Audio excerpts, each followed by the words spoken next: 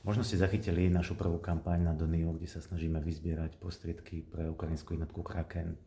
Okrem iných darcov nám poslal svoj dar aj pán Jaroslav. Bol to celý jeho 13. dôchodok, za čo mu veľmi pekne ďakujeme.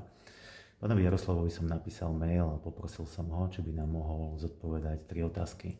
Pán Jaroslav odpovedal a ja by som vám teraz skrátenú verziu týchto odpovedí rád prečítal.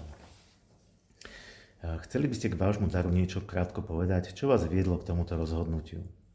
Myslím si, že je hanebné užívať si pokoj, mier, prosperitu, keď Ukrajina bojuje za nás, aby sme si mohli užívať ďalej. Každý človek nielen na Slovensku, ale v celej Európe by mal prejsť na vojnový režim a mal by urobiť ešte niečo pre podporu Ukrajiny. 13. dôchodok považujem za úplatok, ktorým si súčasná vláda kupuje z našich peňazí svoju moc. Pre nás manželkov je nepriateľné takýto úplatok prijať. Preto sme všetky 13. dôchodky poslali na pomoc Ukrajine.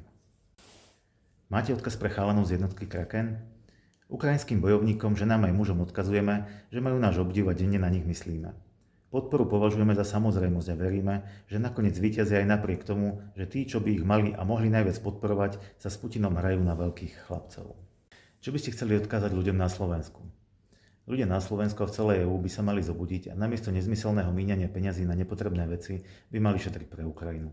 Dôchodcovia by mali robiť všetko pre lepšiu budúcnosť svojich detí a vnúčat a namiesto súčasnej vládnej mafie by mali podporovať Ukrajinu. Ak Ukrajina prehrá celý svet a žiadna lepšia budúcnosť už nebude. Myslím si, že pán Jaroslav to zhrnul dokonale a akékoľvek ďalšie slová sú zbytočné. Keď som si pozrel opätovne výsledky kampane, tak som zistil, že okrem pána Jaroslava nám svoj 13. dôchodok poslala jeho pani manželka, za čo veľmi pekne ďakujeme. Ak by ste chceli vy prispieť do kampane, link nájdete nižšie v komentároch. Ďakujeme pekne.